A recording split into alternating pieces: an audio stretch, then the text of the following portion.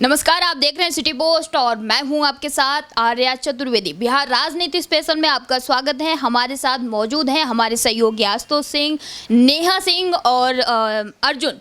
तो आइए इनसे आज जानते हैं कि बिहार की राजनीति में सुबह से लेकर अब तक क्या कुछ हुआ। लेकिन सबसे पहला हमारा सवाल है कि नेता प्रतिपक्ष तेजस्वी यादव अपने अज्ञातवास से वापस तो आ गए, लेकिन ना तो वो विधानसभा जा रहे हैं और ना ही विधान परिषद। आशुतोष, आर्या, सबसे पहले आपको ये बता दें कि तेजस्वी यादव पिछले कुछ समय से चर्चाओं में हैं। चर्चाओं में इसलिए नहीं है कि वो सवाल पूछ रहे हैं या कोई किसी तरह का बयानबाजी कर रहे हैं। चर्चाओं में इसलिए हैं कि वो दिख नहीं रहे हैं राजनीति में। बिहार की राजनीति से वो एक तरीके से पिछले महीने से 1-1.5 महीने से, जब से लोकसभा चुनाव के जो नतीजे आए थे जिसमें आरजेडी की काफ़ी बड़ी हार हुई थी, तेजस्वी यादव के ऊपर जिम्मेदारी थी इतनी बड़ी और वो जिम्मेदारी अच्छे तरीके से नहीं निभा पाए, तो उसके बाद वो एक अज्ञातवास पे चले गए थे। किसी को समझ नहीं आ रहा था, किसी को कुछ पता नहीं था। यहाँ तक कि आरजेडी के नेताओं को पता नहीं था कि तेजस्वी यादव कहां चले गए हैं, कब आएंगे। मीडिया को कुछ पता नहीं था, लेकिन तेजस्वी यादव अब फाइनली आ गए हैं। और जब आ गए हैं तो विधान परिषद में जब आने वाले थे तो पिछले कई समय से बोला जा रहा था कि सवाल पूछेंगे, सरकार से सवाल पूछेंगे, लेकिन अब तक वो विधान परिषद में गए नहीं, सरकार से सवाल पूछा नहीं गया। तो अब ये बहुत ही बड़ा एक मुद्दा है कि तेजस्वी यादव क्यों अब नहीं दिखना चाहते हैं, क्यों बयान नहीं दे रहे हैं, क्यों नहीं बोल रहे हैं विधान परिषद में, क्यों नहीं। एक हमारा ये भी है कि हमारे जो दूसरे सहयोगी, इन लोगों से भी हम जानना चाहेंगे कि क्या, नेहा आप ये बताइए कि इसका क्या मतलब हो सकता है। तेजस्वी यादव नहीं दिख रहे हैं, क्या मतलब है इसका? पहले तो ये बहुत सही बात आपने कहा कि जैसे वो वापस आए हम लोगों को उम्मीद थी कि वो बहुत अटैकिंग वे में नज़र आएंगे। वो बिल्कुल नीतीश कुमार के ऊपर अटैक करेंगे लगातार, चमकी बुखार से लेके हो, इवन बीजेपी और जेडीयू के रिलेशन के बीच में वो हो सकता है कि बीइंग अ पॉलिटिशियन वो चुटकी ही सही ले, लेकिन वो एक अटैकिंग मूड में नज़र आएंगे। लेकिन अटैकिंग मूड के जगह पर बहुत डिफेंसिव मूड में नज़र आते हैं।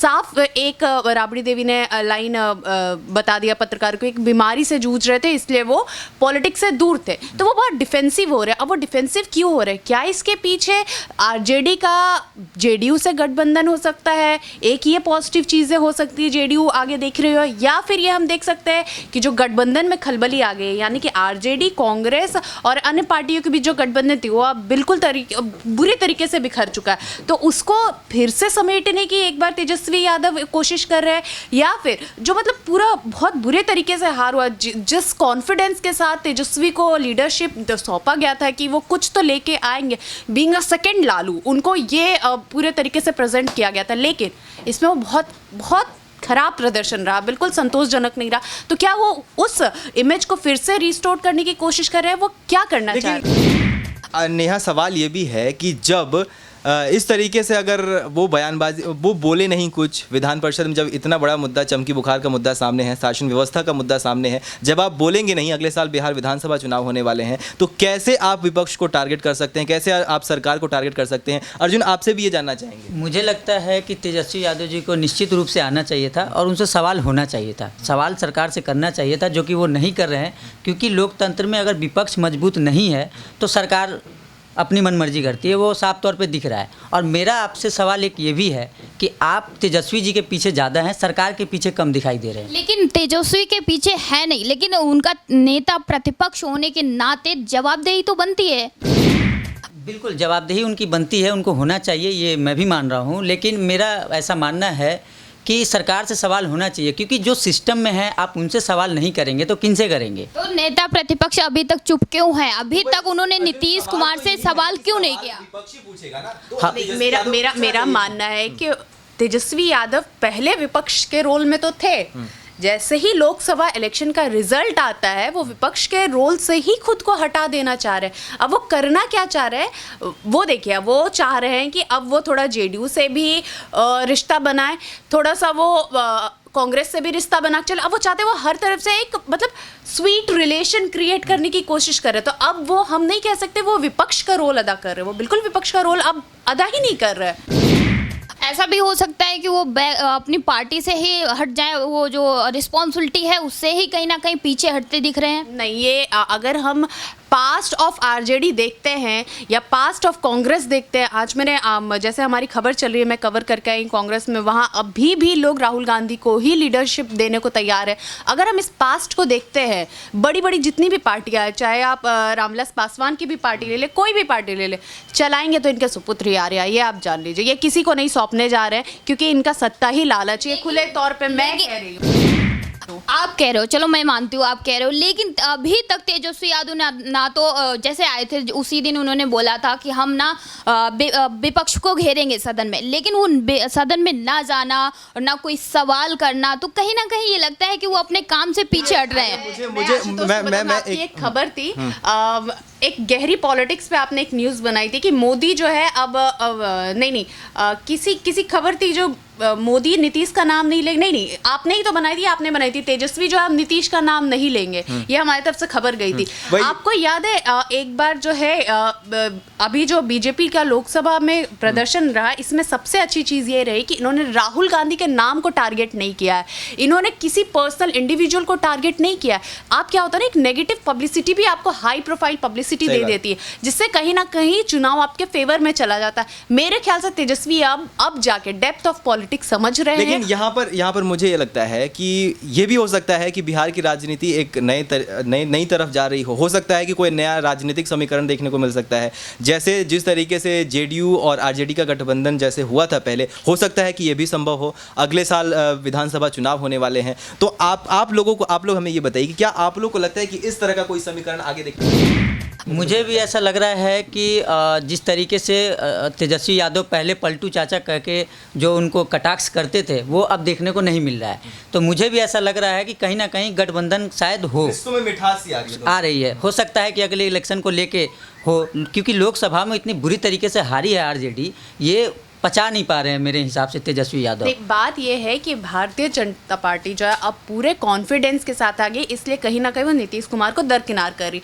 नीतीश कुमार भी अपने आप को देख रहे हैं कि जब नीतीश कुमार की एक बड़ी अच्छी आदत है, जैसे ही कोई उनको आंख दिखाता है या उनको इज्जत थोड़ा कम देने लगता है, तो उस चीज़ को उस इंसान को या उस पार्टी को वो तुरंत छोड़ देते हैं ना, ऐसे हम देखते हैं। लेकिन तो अब ये लग रहा है कि अब राबड़ी देवी भी थोड़ा मीठा मीठा बोल रही हैं, तेजस्वी भी कह दी कि हम नीतीश कुमार को नहीं टारगेट करेंगे, हम भले किसी काम को टारगेट करें लेकिन हम नीतीश कुमार को नहीं टारगेट करेंगे, हम बीजेपी को टारगेट करेंगे। जबकि हम सब जानते हैं बीजेपी और जेडीयू तो गठबंधन में, आप बीजेपी को करें या जेडी को, खैर अंदर की बात हम सब जानते हैं कि दोनों के बीच में कितनी तलखी आ चुकी है। ये भी हो सकता है कि अगर आगे जाके इस तरह का कोई राजनीतिक समीकरण बनता है, नीतीश कुमार अगर फिर से आरजेडी के साथ जाते हैं, तो क्या उनकी जो वो इमेज थी, जिस तरीके से नीतीश कुमार को, आशुतोष ये बहुत बड़ी बात हो गई, इस पे हम बाद में बहुत डिटेल में डिबेट करें तो बहुत अच्छा रहेगा, हमारे दर्शकों को हम बहुत अच्छे से समझा पाएंगे, क्योंकि ये बहुत बड़ी बात है कि क्या सच में अगर ये दोनों वापस आ जाते तो क्या इमेज होगी बिहार पॉलिटिक्स की।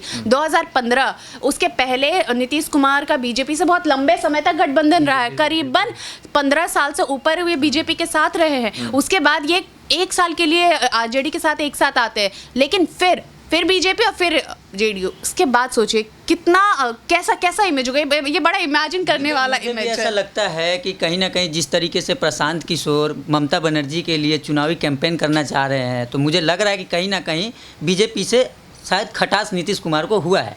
लेकिन सवाल होना चाहिए था सदन में, चमकी बुखार को लेके तो होना ही चाहिए था डेफिनेटली, क्योंकि नीतीश कुमार सरकार इसमें फेल हुई है, इसमें कहीं से कोई दो राय नहीं है। अगर मंगल पांडे के यहाँ स्वास्थ्य मंत्रालय था तो उनको पर्सनली रिपोर्ट लेना चाहिए था, क्योंकि वो सरकार में काफ़ी दिन से हैं, तो वो समीक्षा रिपोर्ट क्यों नहीं मांगी, और ये सवाल बिल्कुल होना ही चाहिए। हमारे सहयोगी जो है वो एकदम नीतीश कुमार की ओर जा रहे हैं, लेकिन मैं थोड़ा सा आपसे डाइवर्ट होती हूँ। जाने की बात नहीं, मैं थोड़ा सा डाइवर्ट होती हूँ आपसे। मेरा ऐसा मानना है हर्षवर्धन आपके केंद्रीय स्वास्थ्य मंत्री हैं भारतीय जनता पार्टी, अश्विनी चौबे आपके राज्य केंद्रीय स्वास्थ्य मंत्री हैं भारतीय जनता पार्टी, मंगल पांडे आपके राज्य के स्वास्थ्य मंत्री हैं भारतीय जनता पार्टी।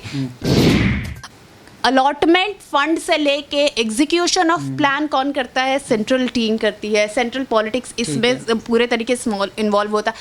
क्यों हम बार बार नीतीश कुमार को नहीं, इसके लिए क्योंकि दोष नीतीश दें? कुमार जी का जिम्मेदारी है, वो राज्य के मुख्यमंत्री हैं। और मेरे हिसाब से मैं जो सोचता हूँ इसको लेके इस बात को लेके राजनीति नहीं होनी चाहिए कि कोई नेता बीजेपी का है, कोई नेता आरजेडी का है, कोई नेता कांग्रेस का है, किसी भी पार्टी का है। सवाल ये होना चाहिए कि आज जब आज़ादी के 75 साल हो गए, हमारे पास इतनी बड़ी स्वास्थ्य व्यवस्था है, हमारे पास इतना बड़ा देश है, हमारा इतना बड़ा हमारे पास स्वास्थ्य बजट है, फिर भी हमारे मतलब 170-75 बच्चे चमकी बुखार से मर जाते हैं। तो क्या कहीं ना कहीं सवाल सरकार पे नहीं, सवाल सिस्टम पे होने चाहिए। और जो सरकार आज राज कर रही है उस सरकार से नहीं होनी चाहिए। जो सरकार आज से 20 साल पहले राज कर रही है उनसे भी होना चाहिए सवाल। मैं इस पे अग्री नहीं हूँ, क्योंकि सरकार पहले जो हुआ वो हुआ, अभी आप सिस्टम में है तो आपसे ही डेफिनेटली सवाल होगा, विपक्ष से नहीं होगा। क्योंकि जो पावरलेस है आप उसको विक्टिम के रूप में पेश करेंगे तो कैसे चलेगा?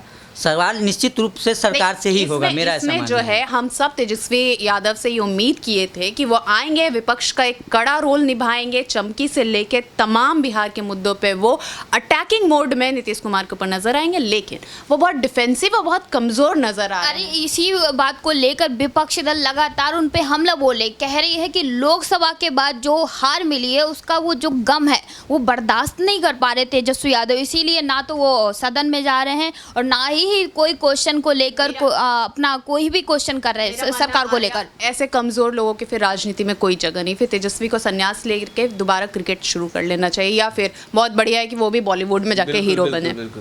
मेरा ये मानना है। फिलहाल अब तक के लिए इतना ही। लगातार देश दुनिया की छोटी बड़ी खबरों से रूबरू होने के लिए बने रहिए हमारे साथ और देखते रहिए सिटी पोस्ट।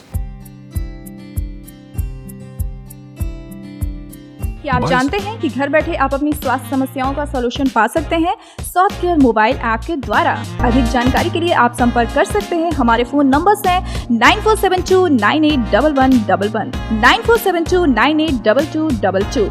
स्वास्थ्य care app, solution at your finger tips.